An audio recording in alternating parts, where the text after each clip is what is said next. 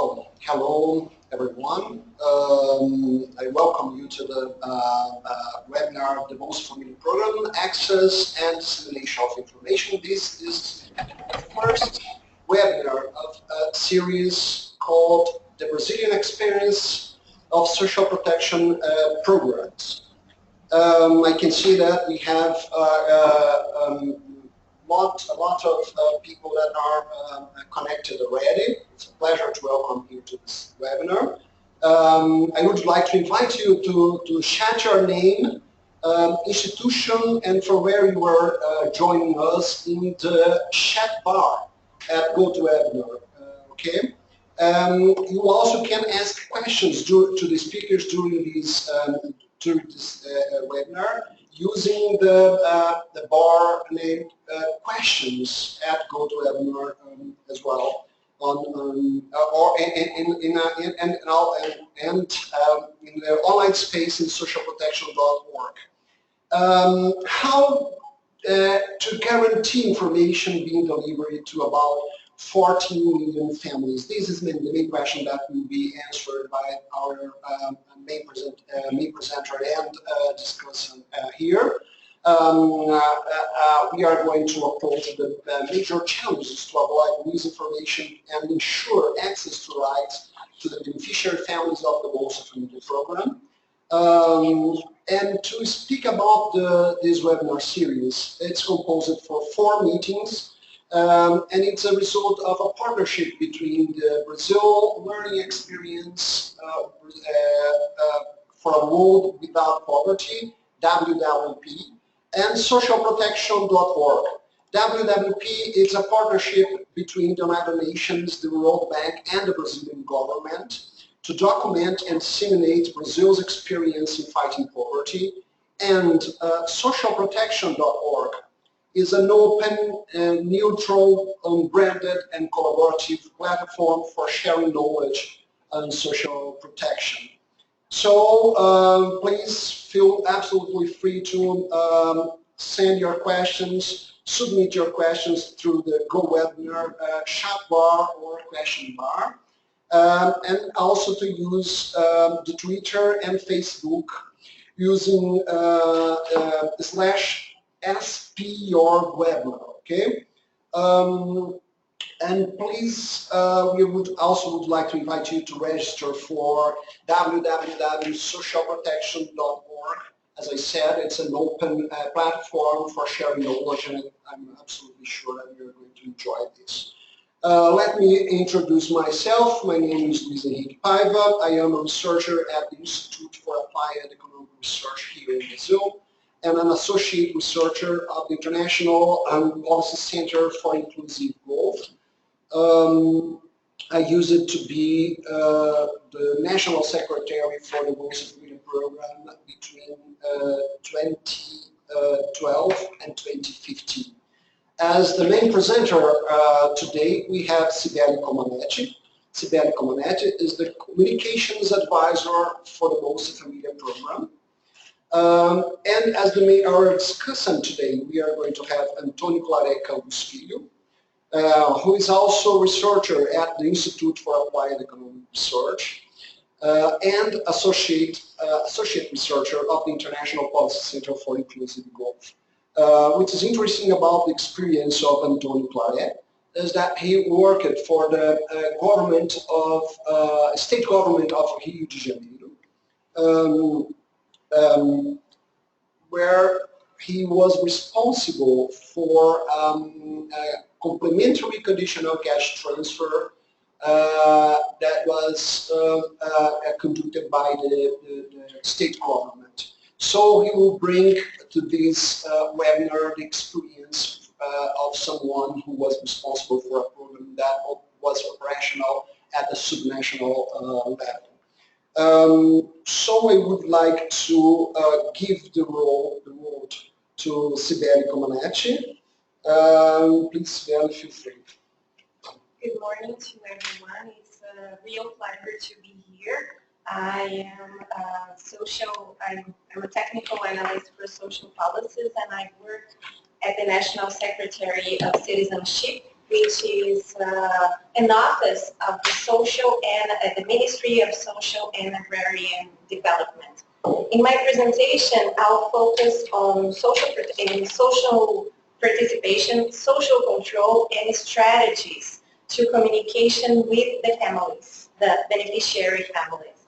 We'll have a quick explanation about the Bolsa Familia Program, its context, timeline regarding those three issues, our lines of actions, and if I have time, our challenges for the future. So we can start our presentation. Please, can you move on? The three fronts of Bolsa Familia Program. As you know, the Bolsa Familia Program have three axes or three fronts. First of one, of course, is the income transfer. The families with or without children receive the benefits.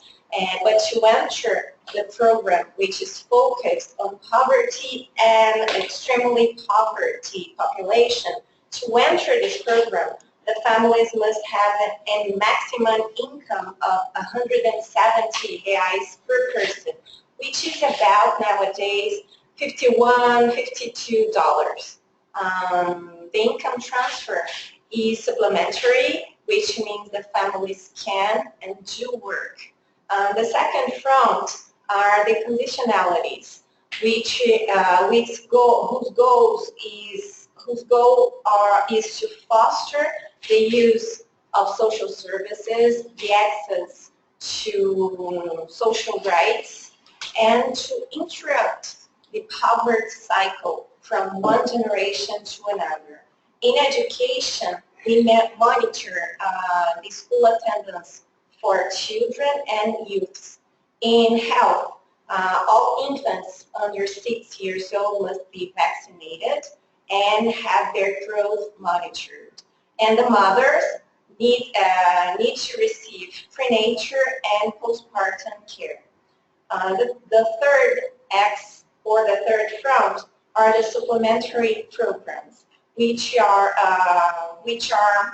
most of them coordinated by the plan of Brazil without extreme poverty, and they also include state programs supplementing the income transfers, and beneficiaries are also considered one of the most important target groups for the unified social assistance system, or the unified social services systems. Some stats of Bolsa Familia, just to understand the size of the program in our country. Nowadays, we benefit 13.8 million families with an average income transfer of 161 reais, which is about $48. 48 million people are beneficiaries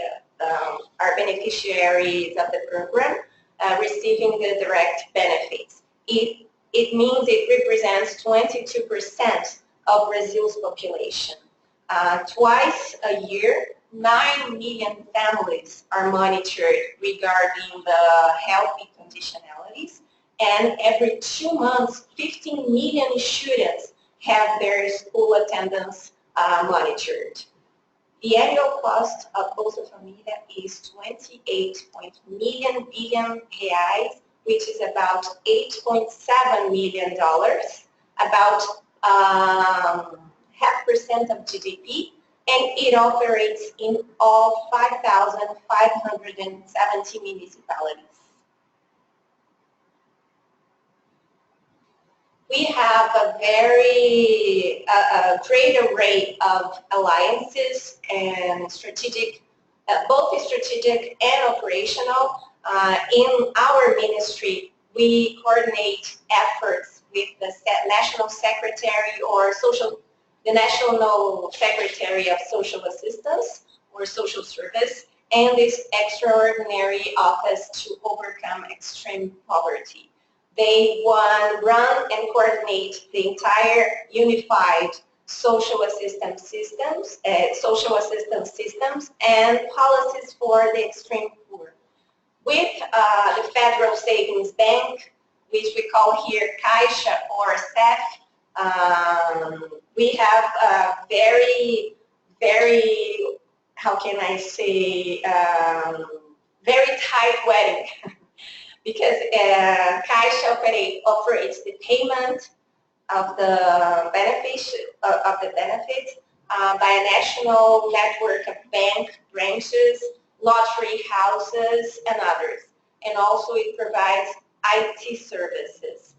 We have our partners in the education and in the health ministry, the ministries of education and health. They do coordinate and mobilize all the networks regarding schools, health unities, hospitals. They provide data, they collect and register in their own systems all the information about conditionalities. With the states and the federal district, we join forces to coordinate regional implementation and to train instructors that will multiply and disseminate information and train the municipalities the municipal workers. And finally, with the 5,570 municipalities, we have a very strong alliance because they are responsible for enrolling the families in the national unified registry for social programs, and also they offer the social services and collect data on conditionalities. Well, over the years, the Bolsa Familia Program has strengthened its selection mechanisms and benefit payments to achieve a scale and automatization. After enrolling the Unified Registry for Social Programs, the families enter the program only if they meet the criteria. Then they will receive at home by mail a magnetic card which allows them to withdraw the monthly payments, and also they receive a very small brochure with the most important rules of the program. Despite this level of automatization, we, and of course the program acknowledges all the managers, users, and beneficiaries as stakeholders who must be heard, who need to be heard. And participation and social control are guaranteed constitutional rights. For us, social or grassroots control allows society to scrutinize the activities of government, especially those concerning public expenses. It's a form of accountability, it's a form of transparency, and for example, all the names of the beneficiaries and the payments, the values of the payments are publicized in the federal transparency website. Social participation, on the other hand, aims to promote the dialogue between society, between civil society and the government during the entire process of policymaking.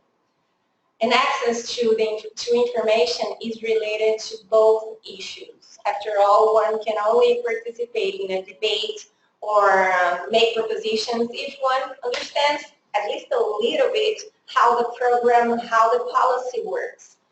Information is also a right to the beneficiaries and a key instrument for the local workers to manage the program and to correctly guide the families.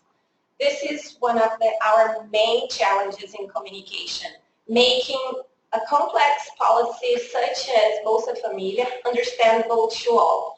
It has been a challenge and it still remains. I prepared. For me, it was easier to recap the history of Bolsa Familia with a timeline. But of course, it's a little long, and I won't read everything. I'll just highlight some topics that I consider very important. I call these first years of Bolsa Familia as the structuring years, the years in which the legislative program, of course, was creating, integrating various pre-existing programs, and the legislation regulated the principal topics, the principal issues of the program. One of them is social control. It's been considered important since the beginning. Both in the law and the decree that regulates Bolsa Familia, social control must be done in the municipal level by the creation, the installation of social control councils. Regarding communication and access to information, MDS, the ministry, I call it MDS, also created a call center and an ombudsman office in the early years.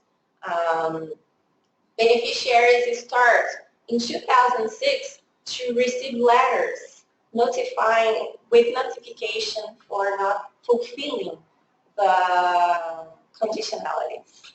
And also in 2006, we had regular transfers to state and municipalities to help them pay expenses incurred managing the program. I'm only mentioning that because it's directly linked to social control. After all this, the expense reports must be first submitted to the social control councils, and just 1 year later to the social assistance or social service councils, which are a more structured network. We also have, in the early years, started to send the beneficiaries messages printed in their payment reports. It's a very simple strategy and one of the most effective because we are sure that the beneficiaries get them. Finally, to end this slide, I need to highlight the Congress approval of the Information Access Law, which benchmarks transparency. Any person can ask for information about government affairs. It really made a change in how the public administration dealt with transparency, fostering active transparency. By 2012, for the first time, we had a specific budget for communicating with families, sending letters and communications. And on 2013, the ministry launched on the 10th anniversary of Bolsa Familia the official profiles on Facebook and Twitter. And on 2013, there was a very interesting move from the National Social Assistance Council or Social Service Council, passing a resolution establishing that the social control and social participation in the Bolsa Familia are responsibilities of all social services or social assistance councils. It's really important because it's a much more structured, a much more established, structured, and it's a way to make information, disseminate information, and to really gather this social, to institutionalize social control and participation. I think we also did a social focal group discussions with beneficiaries, revealing that communication letters and messages must be short, more to the point, and less technical. In other words, after many years, the beneficiaries just told us that we need to improve our communication by being simpler and by writing less. Last year, we had many interesting topics to highlight. In a national forum of users, beneficiaries of social programs, and the unified social assistance system was created. It orbits the National Council, and all the states and the federal district created similar forums. This is a direct consequence of a movement that gained force, that got stronger in the council with the representation of the users and the beneficiaries. In 2015, the Federal Savings Bank also released the Bolsa Familia application for smartphones.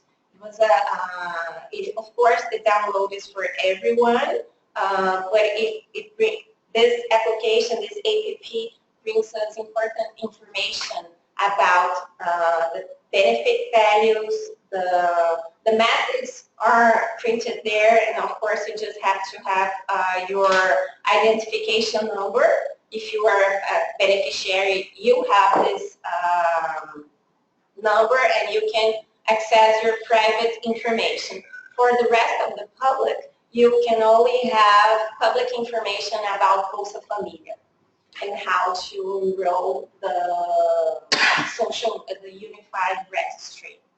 So in 2015, a national ad campaign reminded the Bolsa Familia beneficiaries to always read the message in their payment receipts.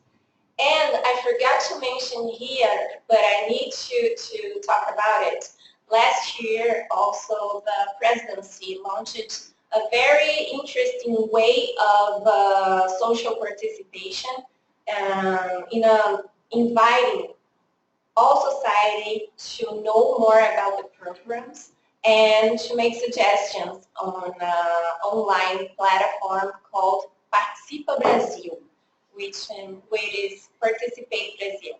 Last year, our former secretary participated in a webinar just like that to discuss the results of this suggestion, this proposal. And it was a very interesting and pioneer experience. Finally, I think for this timeline, for the first time, the Vice President of the National Social Assistance Council is a representative of the users and beneficiaries.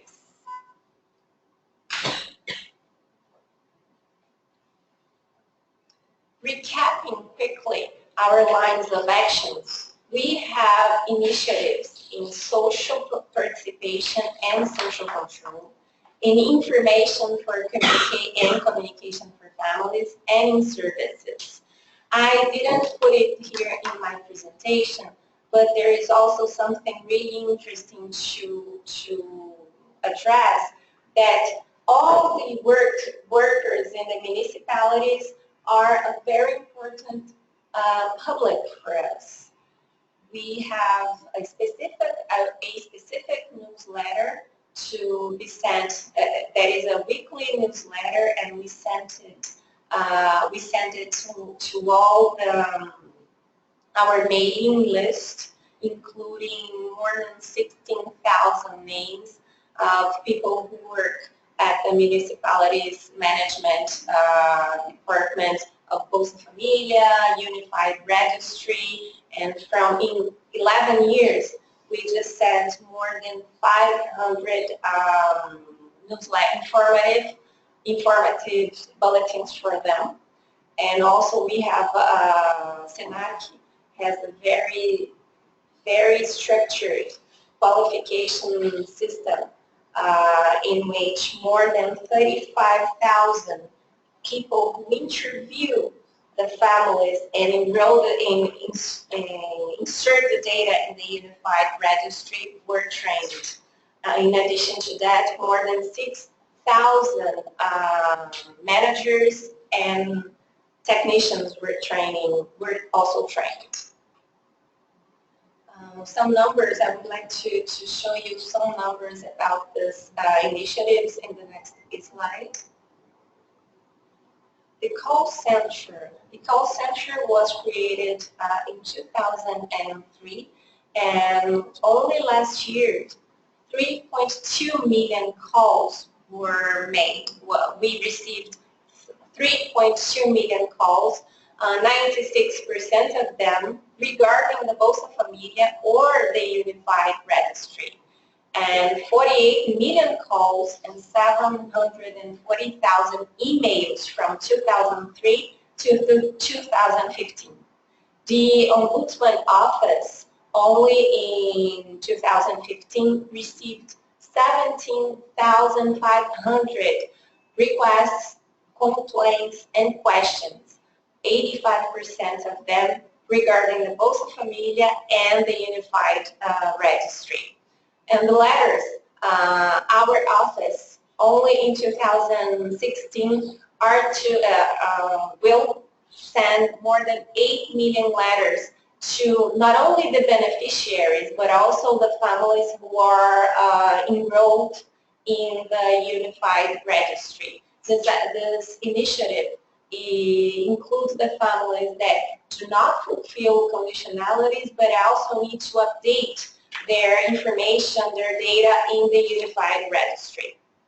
And Bolsa Familia application for a smartphone has already had 1.38 million downloads.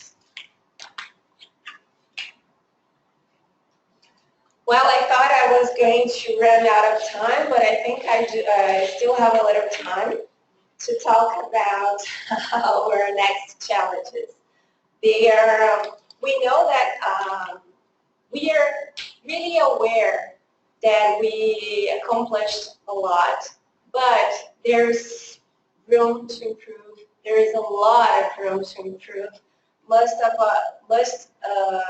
especially because we know, despite our efforts, this is a complex program and it's difficult to understand, especially by our public. We need to improve the way we communicate. We need to find alternative ways to communicate with families, to communicate with our partners, with the municipalities, and it's a work in progress, as I can say that. And one of the next challenges in the communication and information for families area is to investigate if the street level bureaucrats are well trained and if they transmit correct information to the families. The result of this research may change our way to qualify the workers, to train the instructors, can help us to improve this our qualification strategies. We also want to produce a series of videos about the program designed especially for families, for beneficiary families, and for those who enroll in the Unified Registry. Finally, to foster the dissemination of information about Bolsa Familia among our partners, this is one of our main challenges and that we need to address. It's very important that schools, health agents disseminate information, but it's work that needs to be to involve many actors. Regarding participation and social control, we can go to the next slide. Can we go to the next slide? Okay, regarding the participation and social control, we want to strengthen the council's members' contribution to the best functioning of the program in local level. We've already produced a graphic material or instructions for them to understand what they can do to improve the program at the local level, as monitoring, not monitoring, but at least to know who are the families that need to be that need special attention because they cannot fulfill conditionalities, and have a very direct and a very good dialogue with the management department. We also need to encourage beneficiaries to participate in the instance of social control, such as councils and other alternative ways of social control. And finally, for local teams and call center teams, there is a goal to we have a goal to help the municipalities improve the way they serve our target groups, especially the poor, by establishing procedures and basic protocols. Finally, to create one of our challenges is to create more qualification opportunities for the Bolsa Familia Unified Registry local teams, and to perfect the periodic training of the ministry's call center staff.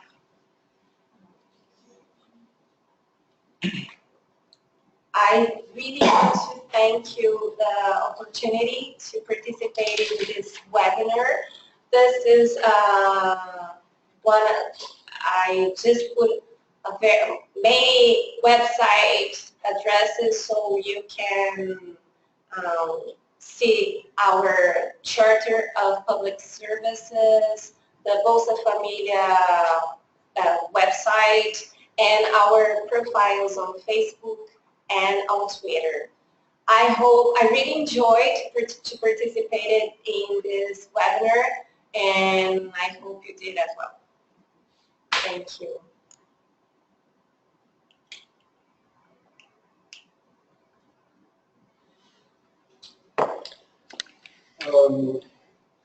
Okay, Sibeli, thank you. Thank you so much for your thorough presentation about the subject that we are considering in this session. And I would like to give the word to Antônio Claret Filho. Please, Claret, feel free to be our main discussion today. Thank you very much, Luis. Good morning, everybody, and good afternoon, everybody. It's a pleasure to be here. It's an honor to be in this session with Luis Henrique and Sibeli, which both of them have great experience in Bolsa Familia Program.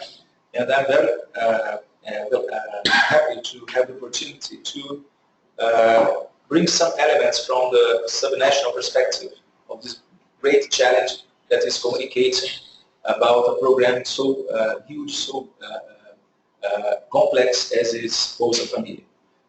Sibeli's presentation showed, I think, quite well how are the different layers of communication that are necessary to achieve different publics, different audiences.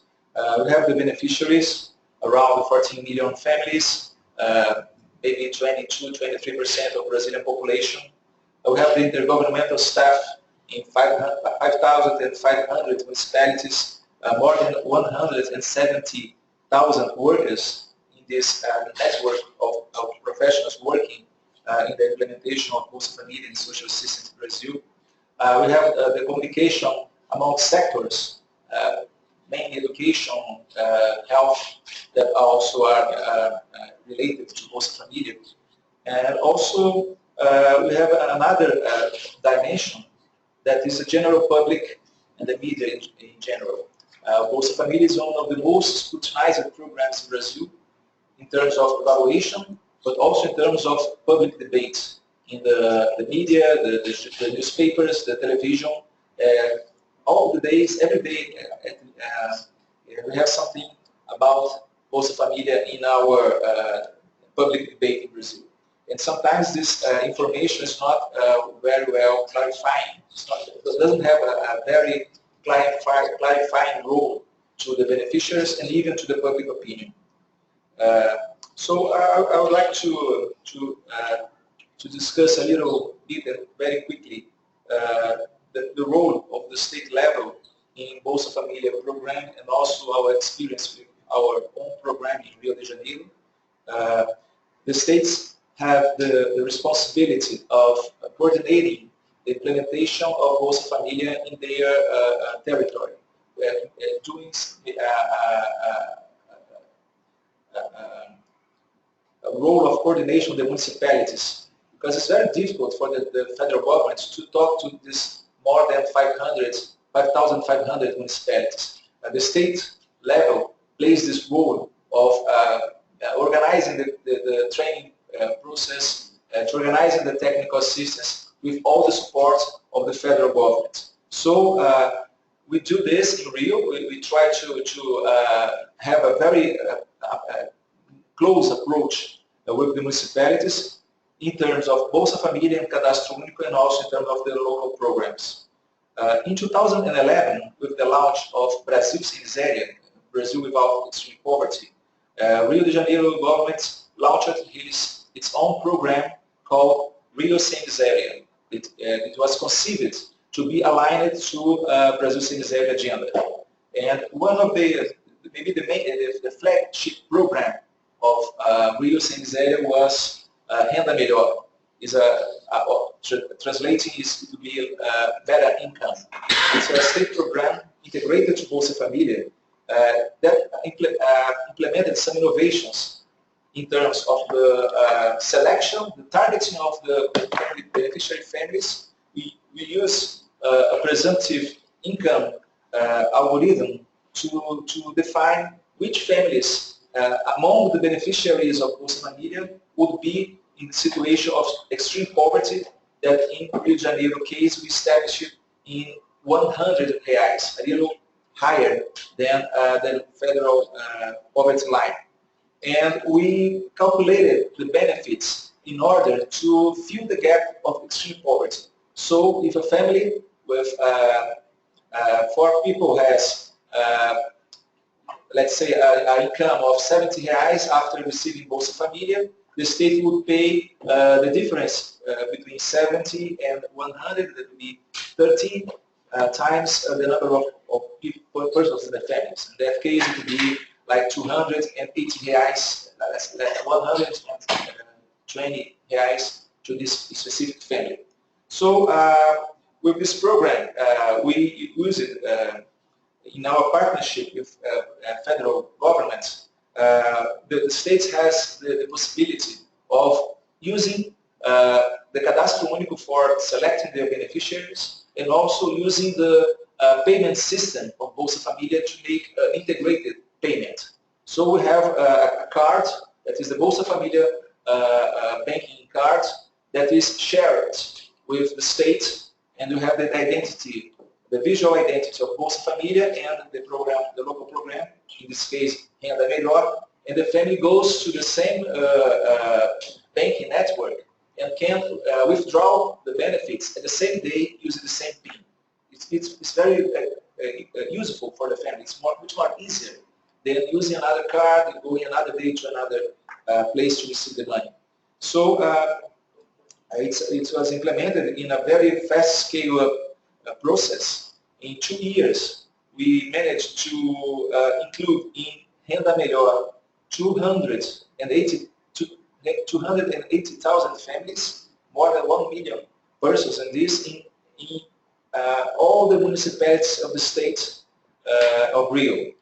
In 91 municipalities, the only exception was the capital that has its own program, very similar. So we did this scale up in 2 years, and we also participate very deeply in the federal strategy of active search. That is to find the families, the most vulnerable families that were not included in the Cadastro Único and in the social programs because of this. So it was a really very intense work, and we managed to include 170,000 families in this period since Brasil Sem Miséria's launch. So the first challenge for us was to communicate the existence of the state-level program itself. As it is so well integrated to Bolsa Familia, maybe the family could not know why they are receiving another complement of the benefits, and also what are the specific rules of the program. So our main line of action was to strengthen the municipal capabilities. I think as pointed very well also by Sibeli, a permanent challenge is to qualify the street-level bureaucrats and also the local managers to inform families correctly about the programs. And there is a central role here for the centers, the reference centers of social assistance that we call in Brazil Centros de Referência de Assistência Social, CRAS. The teams that works in CRAS, they are responsible for this direct contact with the beneficiaries and can provide the better information to understand what are the real the questions, the real problems of communication concerning the families, and to give them this information. To do so, they need to be well equipped, to have the instruments to make this happen. One of the main issues is training. So the training is a permanent process in Bolsa Familia management since the beginning.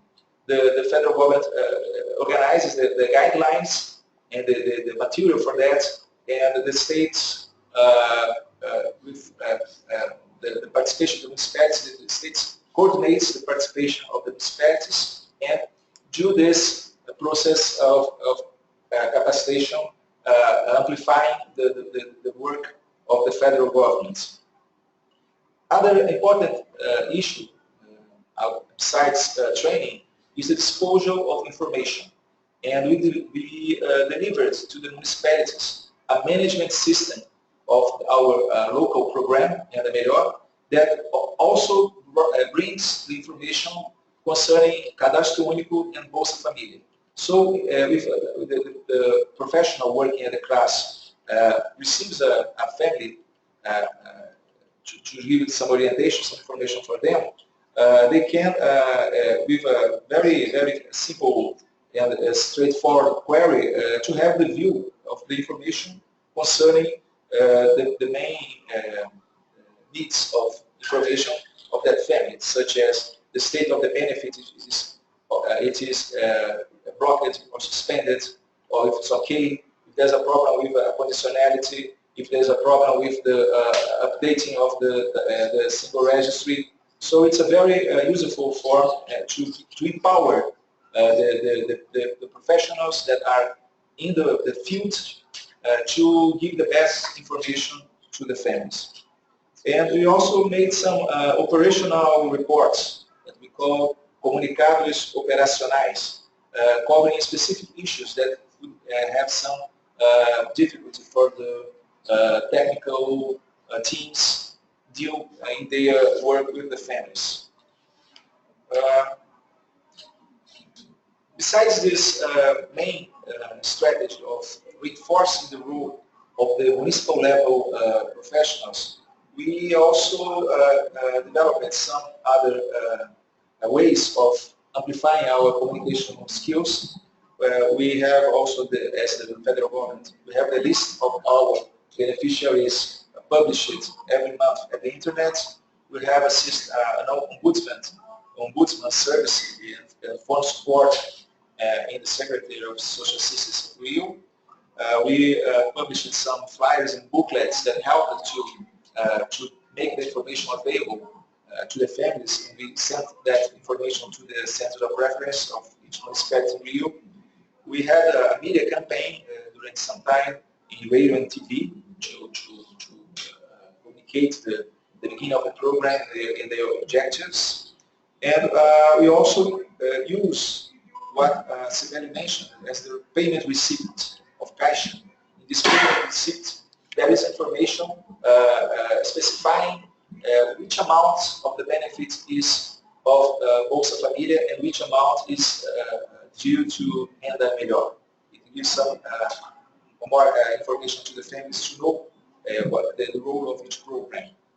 And to specific groups or subgroups of beneficiaries, we developed some strategies. As, for instance, we have a component of Renda Melhor that is called Renda Melhor Jovem, that is directed to the young people that are in the high school.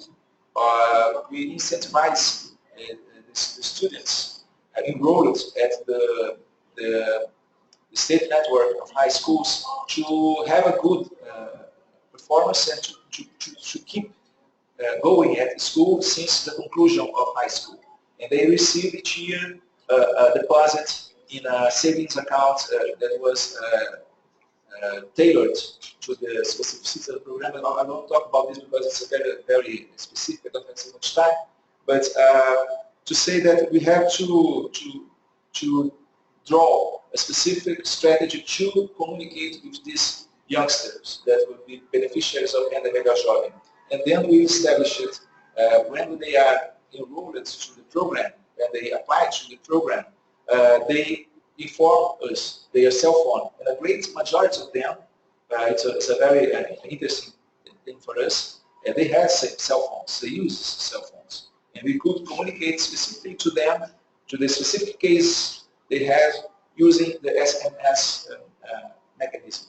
And also Facebook that gives the opportunity of an interaction, not only of the managers of the program with the beneficiaries, but the beneficiaries among themselves. It's a very interesting way of creating a group of discussion among beneficiaries.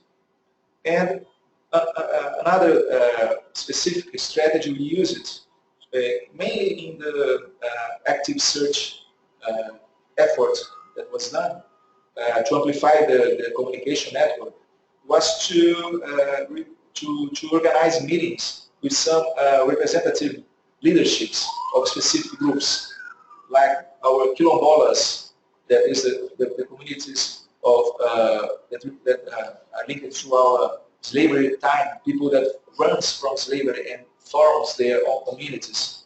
They were some isolated for a lot of time, and we have some specificities of these groups, and we try to achieve them by means of having a more proximity with their leaderships that could amplify the need of find them, these families, and include them in the single registry, for instance. And as I'm running out of time, I'd just like to do two final comments here, and then we can also continue our talk after that in the debate. I think it's important to show that this communication process is very important, not only to inform the beneficiaries, but also to reinforce, to give more strength to the program itself. So if you want to have a strong social protection network, not only the beneficiaries should be informed, but they should be informed of their rights, not only in terms of maybe a certain bias of the communication related to the electoral process, but they have to be enfranchised with their rights to social protection. And when we talk about cash transfers, we're talking about the right to a minimum income, but we're also talking about the rights to access of services and to opportunities of social inclusion. And I think the point of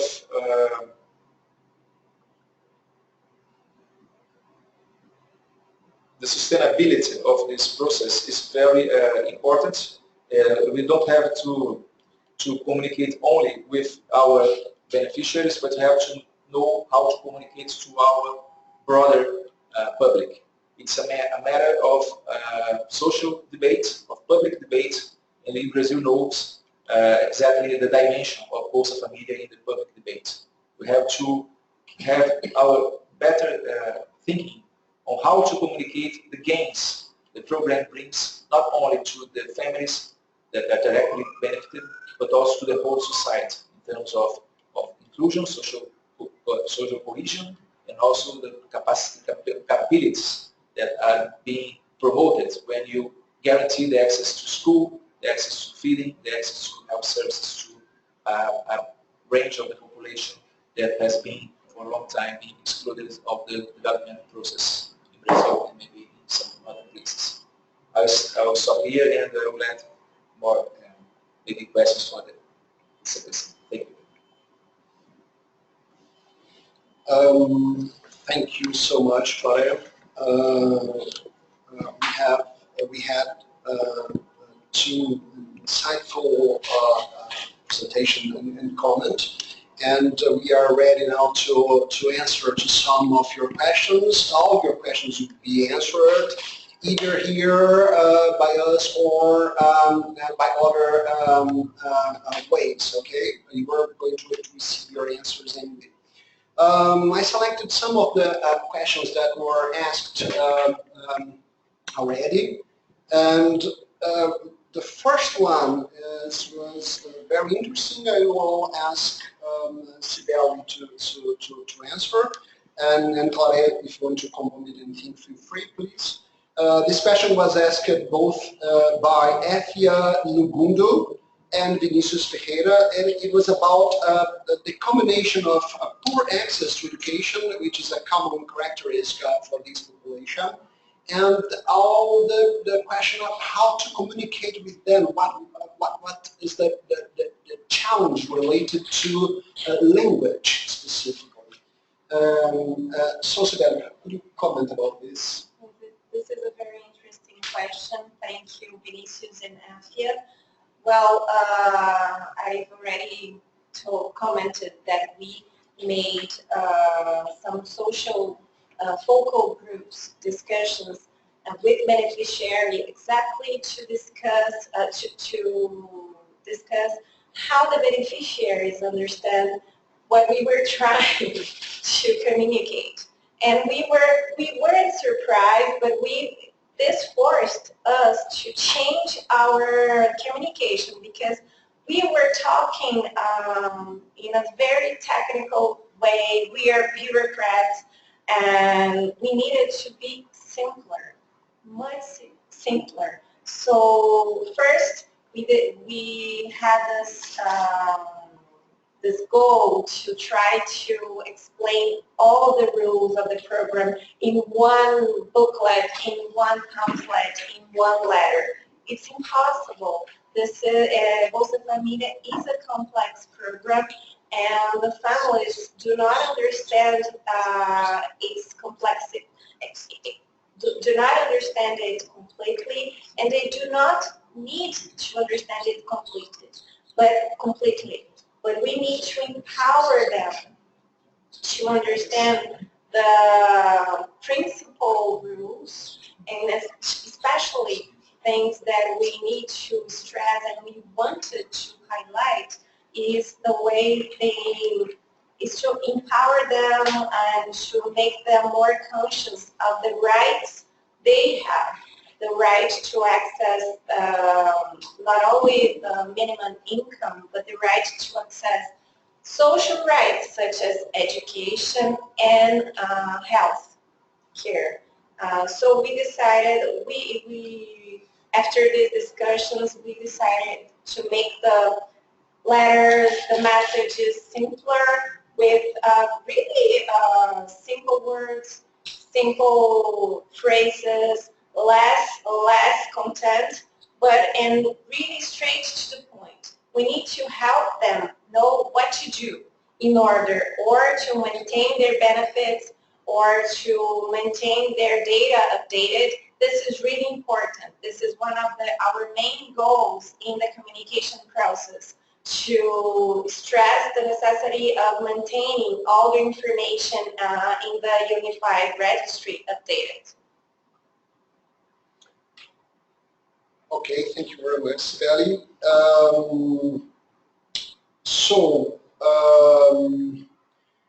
Mr. Davud from Iran asked about how health conditionalities have been monitored, and we will ask Claret to answer this question.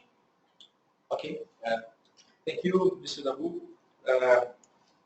The conditionalities in Bolsa Familia are followed up by a very strong intersectoral coordination. We have the Ministry of Health in Brazil, and as we have a federation, we have 3 levels of governments working together in the main social policies, like social assistance, like health, like education.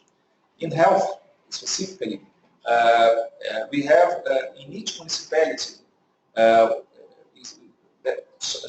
let's talk a little, one step before. We have in Brazil the system, the unified health system, that is run in partnership and with specific responsibilities by the states, by the municipalities, and by the federal government. In the local level, in the municipalities, there are basic health strategy, basic attention that is called family health program. Or strategy of family health. It's a team of people, of professionals, including doctors, nurses, sometimes psychologists, dentists, and they are responsible for a set of people in a determined territory.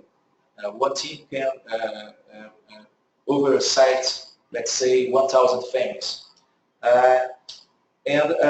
These people has the communitary agents that are responsible also to follow up each family. They have a protocol that they have to follow, and in this protocol there are the conditionalities of Bolsa Familia, and also the basic units, basic health units, unidades básicas de saúde, where the family, for instance, the pregnant woman goes to do their prenatal exams and postnatal follow-up of families and the vaccination of the families. So these teams have a protocol that is designed in partnership with the Ministry of Health and Ministry of Social Development, and we have informational systems to make this information centralized at the federal level to see which families are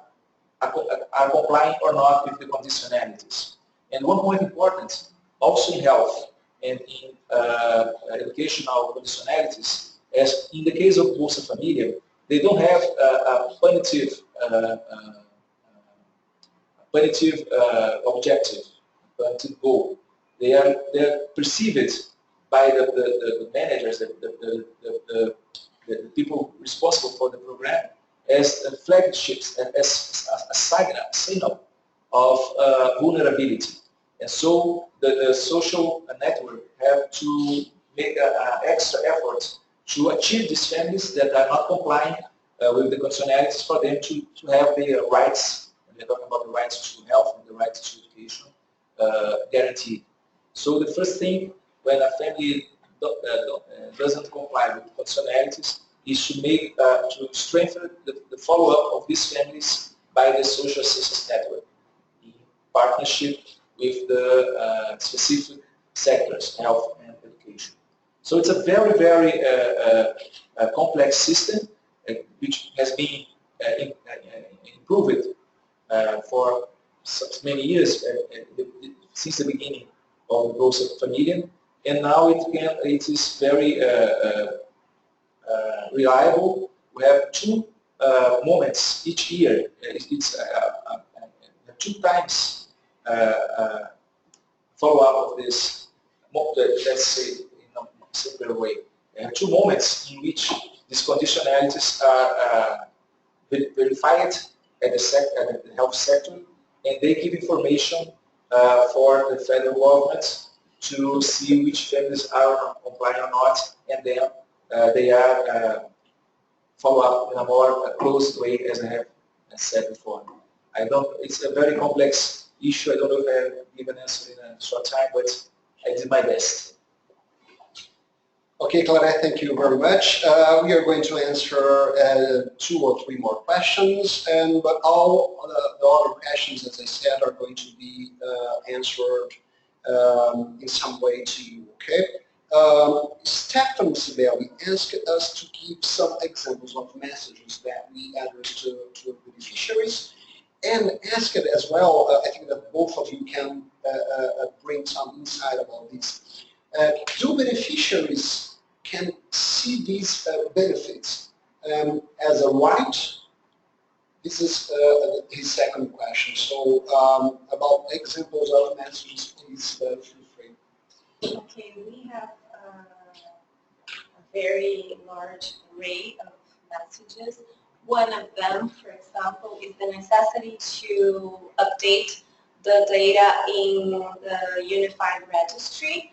The families, every year we have huge process to update the outdated family data information. These families are called to go to the municipal management and to the municipal level of the program and do another interview and confirm if their income remains the same or if something changed in their composition, such as someone left the family, if someone was born, if someone died, and all this information needs to be collected. So this is one of our main,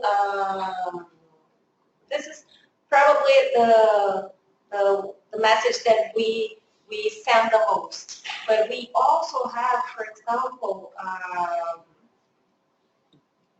messages regarding the protection from for example, Zika virus. The pregnant women must use. Can I say repellents? I really don't know the word in English.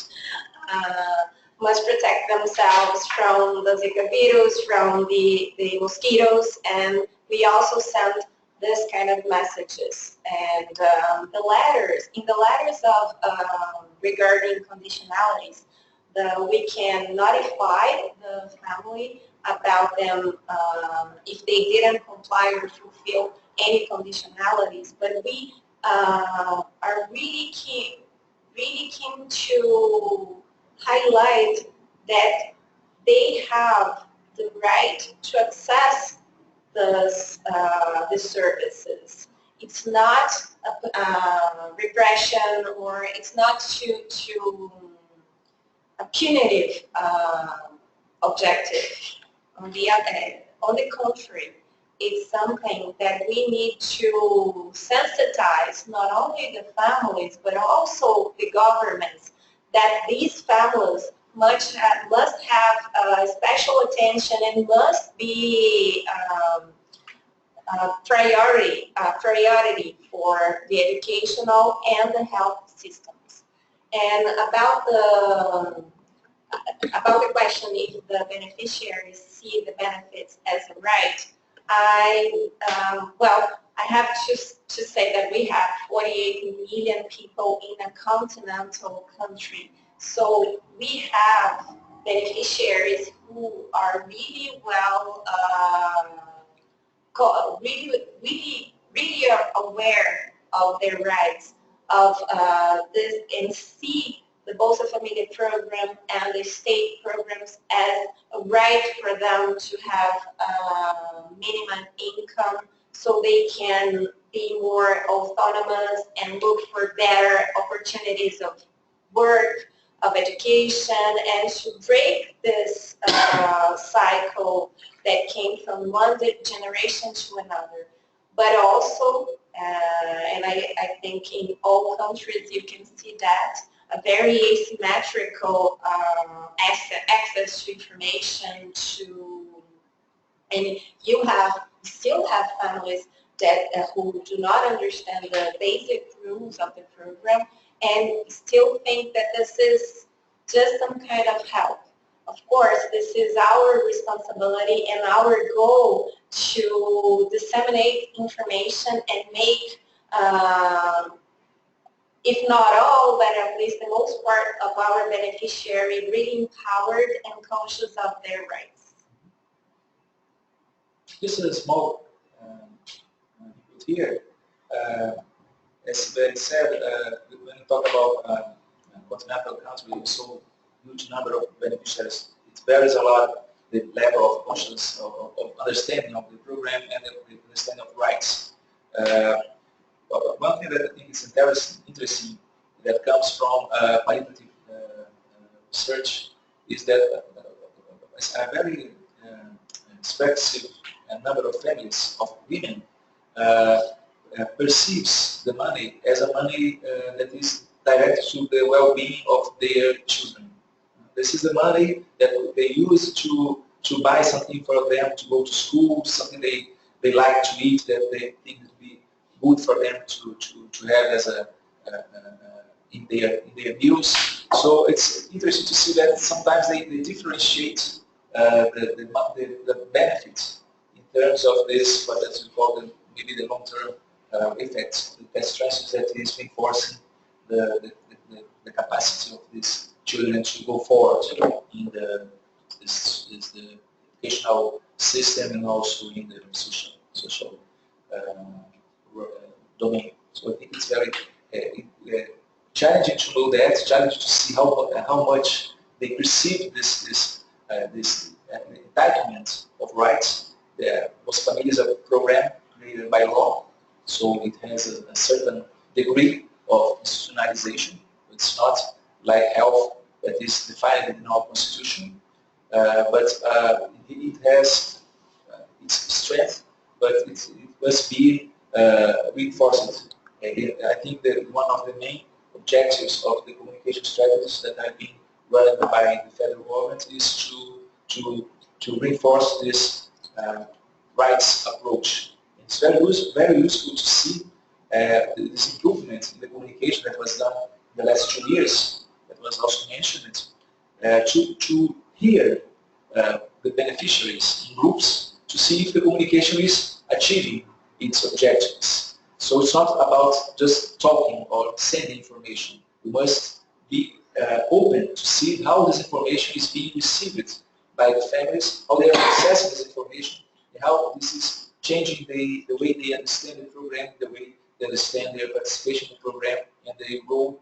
as citizens in a society, the rights they have by being citizens in this specific society. I would like to, we're going to I would like also to complement this answer by highlighting that the benefits and the program has had a very huge impact on women, especially when we talk about women that are historically in asymmetrical relationships. The program was able to empower women to, by this small amount of money, they feel recognized, they feel that their work, domestic work, is recognized, and they can break the submission level in their relations. And this is very important for them to be entitled and see the rights they have and the opportunities they have in society, in their families, and with their children.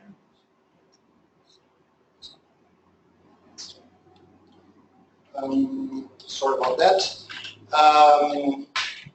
James asked us to talk a little bit about the interface between the national program, the Bolsa Familia program, and programs that were adopted in subnational levels, state and municipalities, some of them which predated the national program in 2003. Clara, could you give some insights about that? Yes. Well, James, thank you for your question. Your question gives the opportunity of talking a little bit of the genesis of Bolsa Familia. Bolsa Familia, the cash transfer programs in Brazil began with municipal experiences, like Campinas, Belo Horizonte, Ribeirão Preto, and also Distrito Federal. They had programs in the style of Bolsa program since 1995. And then they give elements to the federal government to implement class transfer programs. Beginning in 1996 with the program that eradication of child labor, and then with programs like Bolsa Escola, Bolsa Alimentação, and so on.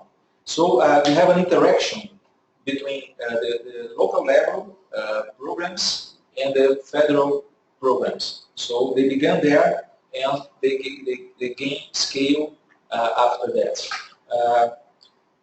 The Bolsa Familia has in its design the possibility of integration of programs. The case I mentioned about Rio de Janeiro was followed by other places. There are municipality that is one of the maybe the most long-term program integrated to Bolsa Familia in a city that is very close to Belo Horizonte that you mentioned, that is Nova Lima. It is running together with Bolsa Familia since 2006. 10 years of co-payment of benefits, this integration of Bolsa Familia and the program, local program. So Bolsa Familia in its huge scale, maybe it gave the conditions of every family in every place in Brazil receive, provided they have the eligibility criteria, receive benefits that gives them conditions of a minimum standard of living. And the municipalities can join this effort by creating their own programs and associating, if they choose to, their programs to the federal program. It would be a challenge, of course, how to integrate a huge number of programs, and to have more than 5,000 municipalities. You can do this in a more organized way, I think, at the state scale.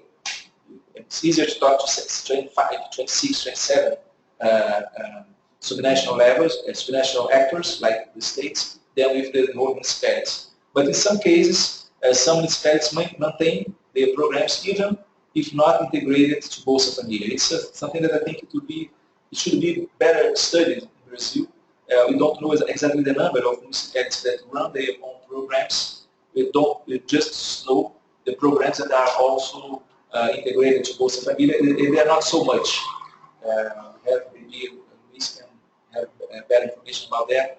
But I think one municipality is the capital of Amazonas, that's Manaus, that's running a program yet with Bolsa Familia, Nova Lima, and I don't know if other municipalities are doing that. We have more states running programs integrated to Bolsa Familia than municipalities. But I think this is an operational issue. It should be really very difficult to make this arrangement with such a huge number of entities like the municipalities in Brazil. Okay, thank you very much, Clara. Concha Stata asked a very interesting questions about how court decisions have been affecting the program. Well, interesting question, Concha. I have to say that court decisions have been affecting much more older, if you will, older benefits, older social protection benefits than the Bolsa Familia program. Certain types of social protection benefits in Brazil have 20% of their concessions made by courts. But this percentage so far in the Bolsa Familia program is negligible. So we haven't been affected by court decisions so far. We think that it can affect more the program with time, but so far the program has not been affected a lot by this kind of decision. Finally, we are coming to the end of this webinar. As I said, many questions, very interesting questions. All of them will be properly answered in a way or another. You can be sure about that. We had quite a lot of people in this webinar. It was a pleasure for us. And I would like to ask our main discussant and our presenter if they want to address our assistants in to making a conclusion walk. Thank you very much for the opportunity. I was really nervous to speak in English and bring all this information and discuss all this information with you. I really hope you understand that we really need to, we know that we still need to improve our communication strategies, our social control and social participation offers, and this is a work in progress, and we are all in our office trying to make the best work we can do. And thank you so much. I hope you appreciated the presentation, and I hope you understood my accent as well. Thank you. Well, I'd just like to thank all of you in the audience. It was really a communication process here. We have some time to talk and have also time, not so much that we would like to, but have time to hear from you, to have some opportunity to interact with you. And we're so much interested in trying questions. And it was a pleasure to be here. I thank you that have time with us, and also to the organizers of socialprotection.org and WWP, and all my colleagues in this session. Thank you very much. It was really a pleasure. Okay, just to finish, I would like to invite you again to register for www.socialprotection.org. Okay, and to thank you so much to be here today with us. It was a pleasure, and thank you guys a lot for being here with us today. Thank you. Many thanks.